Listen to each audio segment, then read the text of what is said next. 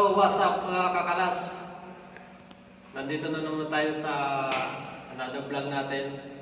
Iba-vlog natin ngayon yung e-bike. Itong klase ng e-bike na iba-vlog natin is Leo-type. Leo-type yung body niya.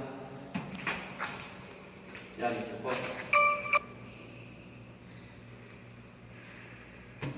Tapos, yung setup ko po nito is ito po guys, naka mid-drive po tayo ng 3,000 watts. Yan po. Tapos yung controller natin, pakita mo dito pa rin. Dito ka, ikot ka. Ito po yung controller natin na 12,000 watts. Tapos 60 to 120 volt po siya. Tapos water cooled po. Ito po yung hose ng ating water cooled. Yan. Tapos ito po yung ito po yung cooler ng ating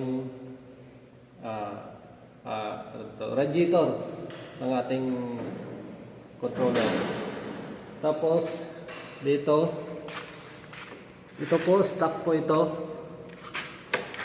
Stock po cord pa yan po, cord. Yan. Pero dito sa ano natin, ganun din po pala sa sa likod. Yan. Cord rin.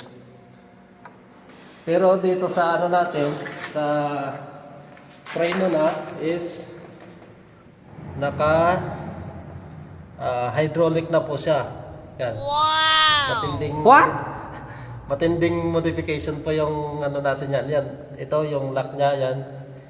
Yan, naka hydraulic pero dito lang cord. Yung nito, yung tawag nito, yung fluid niya, yung tanke dito sa sa loob. Ganun din dito sa likod.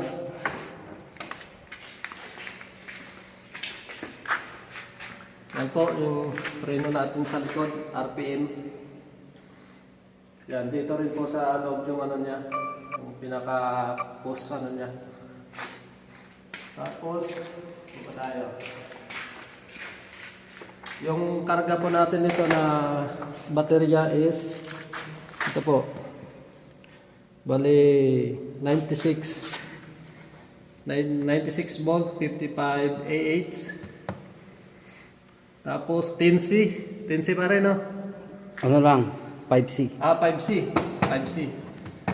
Tapos yan, ito atong breaker. Dito medyo magulo. Ito atong converter. Ayan.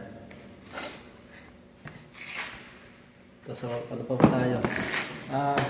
Dito na guys, yung screen niya dito. Buksan mo na. Bali, ginawa ko lang. Bali, binilhan ko siya ng 60 to 120 na volt na screen. Yan, i-open natin guys. Yan. Ako lang din po nag-assemble niyan, nagkabit ng mga wires niya. Ito po yung gauge ng ating baterya. Tapos sa mga ilaw niya, ito yung switch natin. Ito yung switch ng yung switch po ng ating blinker lights. Yan, tapos ito yung ilaw pa rin.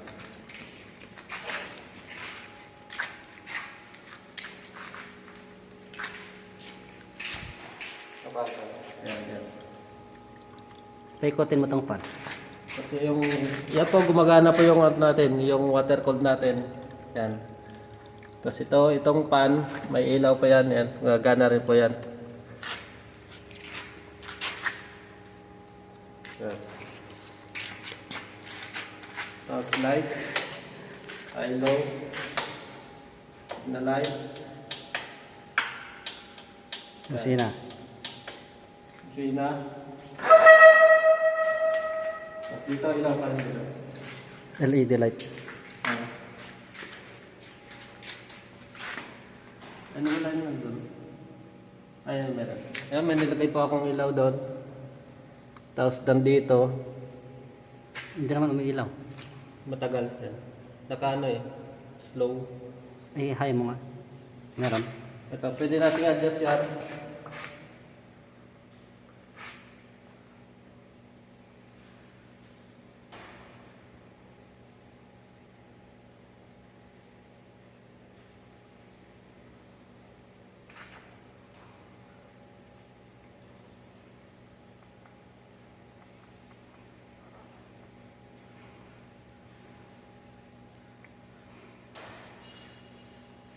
Yan, adjust.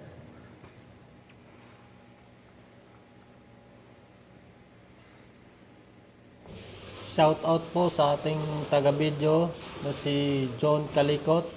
Subscribe po kayo sa kanyang YouTube channel, John Calicot. Ganda. Tapos ito, yung mudguard natin. Modified din po yung ano ko. Yung set ko po dito. Okay. Para may kabit lang may align natin yung mudguard. Tapos shock. Mono shock pero dalawa. Olens na brand. Tapos nilagyan natin ng ano, ng extension. Extension para sa ano, sa mid drive. Wala. Yan. So, yan guys. Ito po ating video type.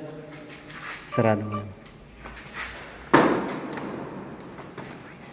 Guys, ito po ating video type na e-bike. Nagkakahalaga siya na magkano? Sabi mo. Yung setup ko dito lahat bali na sa 90k sa Daan mo ano